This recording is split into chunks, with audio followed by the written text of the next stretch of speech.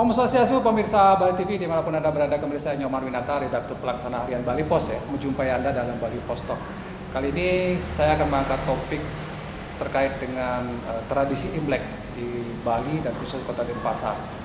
Karena kita ketahui bersama 22 Januari merupakan perayaan Imlek. Tentu Bali Pos Talk ingin sedikit mengulas dalam durasi 15 menit ini, setidaknya memberikan gambaran kepada kita bagaimana sih perayaan Imlek di Kota Denpasar khususnya dan Bali pada umumnya.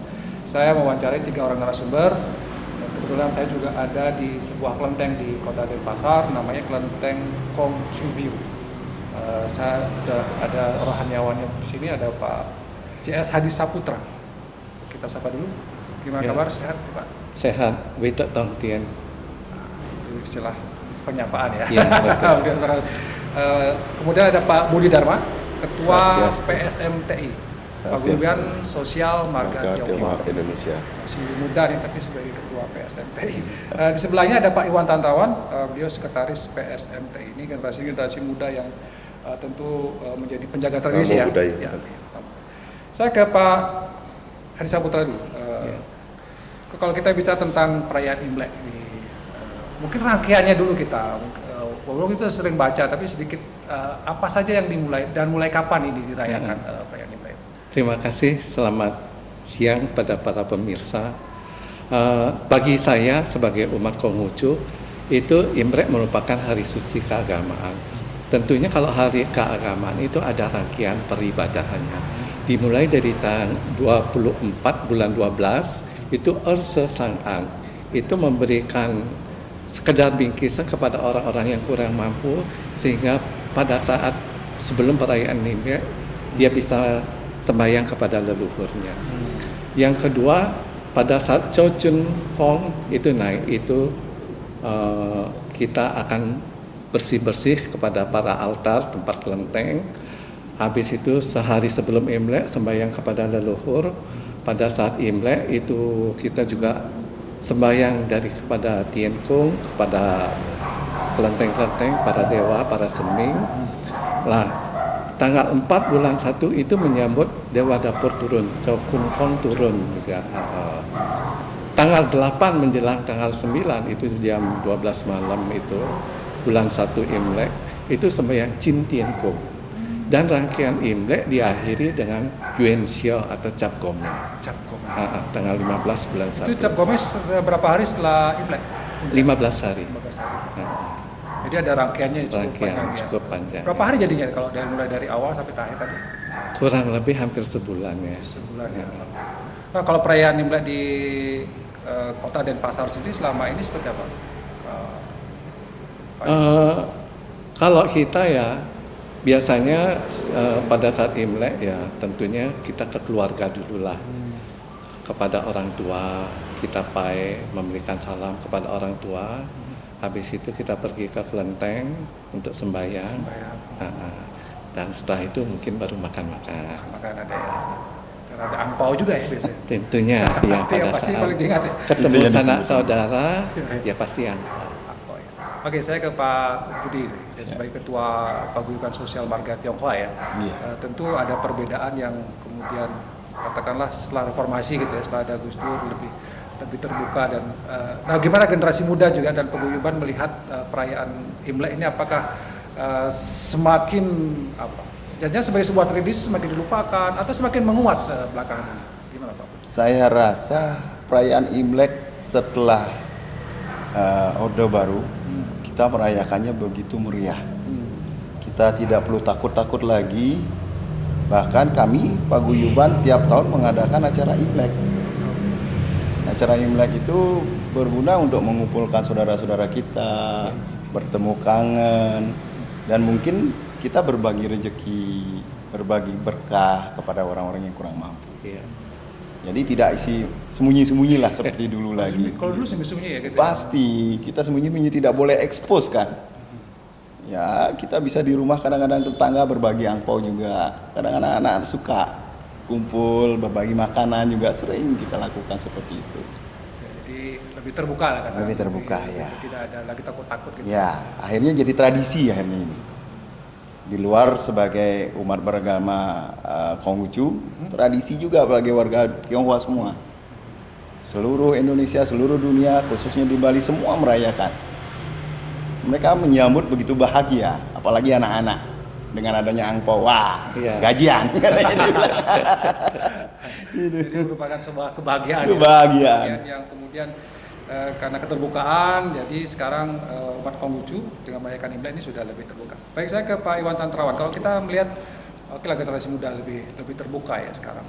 Ada tradisi angpaunya yang kira-kira generasi muda sendiri katakanlah ada tidak yang hilang nilai-nilai tradisi lama, kemudian ada pembaruan yang Pak Iwan lihat selama ini?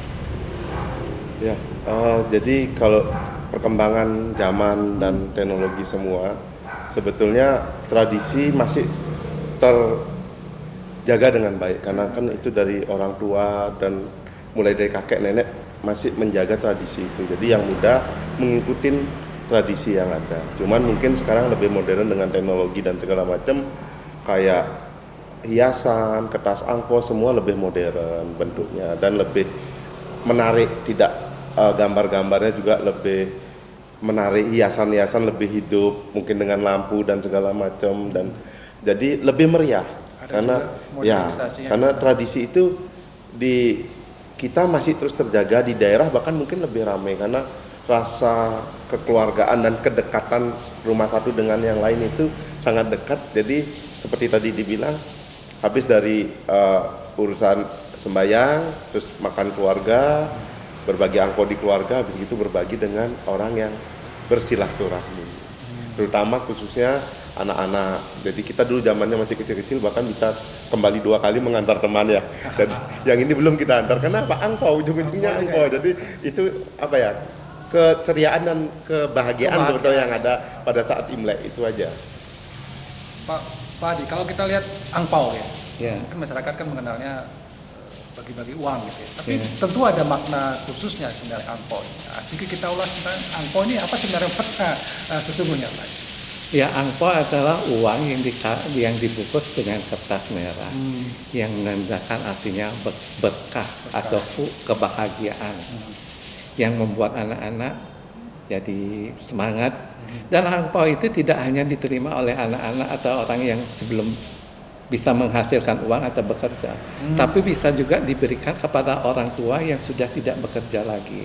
Seorang anak wajib memberikan kepada orang tua. Bagi semacam rezeki gitu. Iya, betul.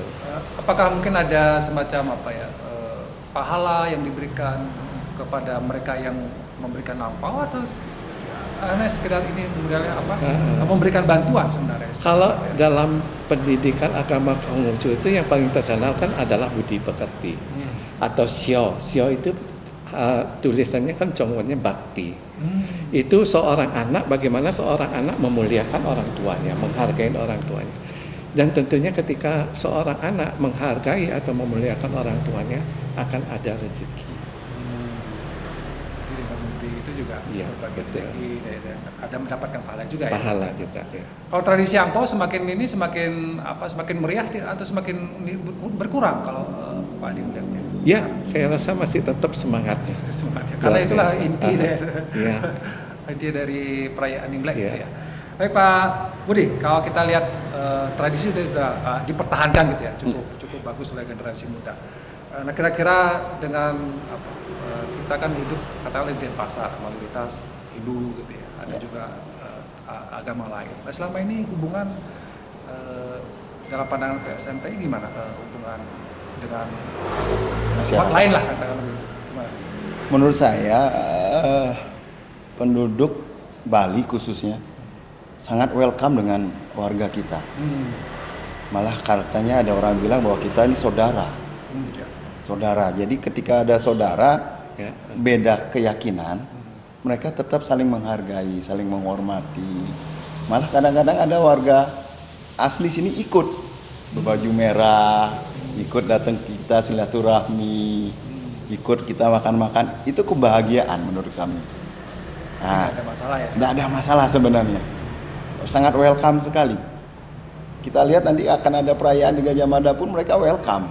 walaupun nanti mungkin terganggu perjalanan atau gimana. Saya kira warga Bali khususnya Denpasar sangat-sangat senang adanya ini. Tahun lalu kita buat pertunjukan barongsai, yang kasih angpau ke barongsai itu bukan hanya orang Tionghoa, orang Bali pun ikut, malah minta bungkusnya mana aja.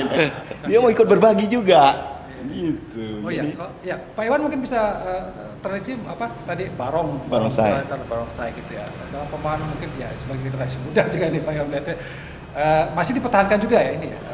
Dan besok ada juga perayaan di Gajah Mada. Saya kira ini hal yang menarik gitu ya. Pak Iwan melihatnya ini seolah-olah tidak lagi hanya milik dari umat Konghucu, tapi juga sudah mulai bagian. Gimana menurut Pak? Jadi dengan berkembangnya waktu, barongsai semakin berkembang juga Pak. Saya lihat kayaknya tidak akan bisa hilang karena barongsai selain memang seperti dianggap dulu sakral dengan ada beberapa tempat yang memang menyakralkan sampai didoakan dan segala macam.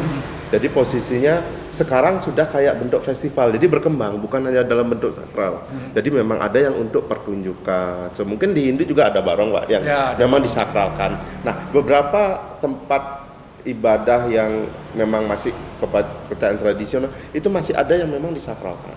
Nah, itu terus dijaga plus memang sekarang berkembang di setiap event dan entertain tertentu menggunakan barong. Jadi makanya saya bilang barong itu semakin berkembang, bukan lagi hanya untuk tradisi aja. Ada barong, ada naga seperti yang di samping itu. Jadi itu akan semakin lama kemasannya semakin menarik. Kan ada yang warna ini, warna itu kayak tadi kita lihat yang warna pink dan segala macam. Jadi sangat-sangat lebih menarik dan ada festival internasional yang dilombakan antar negara, antar provinsi itu kontinu ada. Nah, maka tidak akan pernah bisa hilang. Kayak sudah menjadi salah satu tradisi yang selalu ditunggu-tunggu untuk setiap penampilannya. Adi, kalau penari barongsai, Ya. generasi muda ada yang belajar juga ya? Oh iya, kita masih tetap punya perhimpunan barongsai yang di Kongcubio ini dengan nama Genta Suci. Kita punya barong, kita punya liong, kita punya kegiatan wushu juga. Tapi nggak pernah kekurangan, katakanlah sulit mencari penarinya, pemainnya itu nggak pernah terjadi ya? Karena di sini kita lebih kepada keimanan, anak muda masih tetap setia untuk jadi menarikan barongsai dan atau liong ini tidak hanya sekedar sebagai tunjuk, tapi juga ada bakti kepada pada dewa gitu ya? Iya betul. Baik, sebagai closing statement mungkin saya berikan kesempatan masing-masing. Saya mulai dari Pak Iwan dulu. Pak Iwan, dalam Imlek tahun ini apa yang menjadi harapan Pak Iwan? Semoga harapan kami di Imlek ini semua di Indonesia khususnya di Bali, semua warga yang ada di Bali mendapatkan keberkahan, keceriaan, kesehatan, dan kita menjadi lebih baik dan Bali menjadi lebih berkembang dengan tahun yang baru ini. Semangat baru ya? Baik. Kalau Pak Budi, apa yang Pak Budi sampaikan? Secara universal sama. Tapi harapan kami setelah COVID ini Indonesia pulih, lebih kuat secara ekonomi, secara pembangunan. Harapan kami Indonesia menjadi lebih berkah, lebih sukses, lebih berwarna. Kira-kira. Karena Imlek itu memang bagian dari bagaimana berharap berkah semakin besar lagi. Amin, amin. Pak Adi Saputra sebagai seorang rohaniawan, silakan. Iya, kita berharap Imlek ini bisa kita mendapat kesehatan yang lebih baik, kesuksesan dalam berbisnis, berusaha, tentunya keharmonisan antara kehidupan antar umat beragama dan masyarakat. Itu yang penting. Satu lagi, kalau sekarang apa? Kelinci ya, tahun kelinci. Tahun kelinci. Kelinci. Itu sebenarnya kalau dalam pandangan budaya Konghucu lebih tahun yang bagus kah kelinci? Ya, setiap tahun ada nilai-nilai positifnya. Ada positif negatif juga sebenarnya gitu ya. Tergantung orang memaknai gitu ya. Tapi kita berharap tentu semua mendapatkan kebaikan. Semua ya, baik. Optimis gitu dan Semua luar biasa. Baik, terima kasih Pak Adi, terima kasih Terima Pak kasih, Budi, Pak. Pak Iwan. Luar biasa sudah memberikan kita gambaran ya. Mungkin selama ini sudah sering juga kita datang bagaimana Imlek dirayakan, tadi juga diceritakan, dan tentu harapan kita perayaan Imlek tahun ini memberikan kita semangat yang luar biasa. Bali cepat pulih, itu yang paling penting setelah kita terlanda COVID dan ekonomi agak tati-tati ya. Betul. Dengan COVID, dengan Imlek ini kita bisa lebih semangat lagi menjadikan Bali lebih baik. Astungkar. Ya, demikian Bali Post Talk ini. Saya ucapkan terima kasih. Saya tutup dengan pesan lagi. Om Santi. Terima kasih. Sampai jumpa.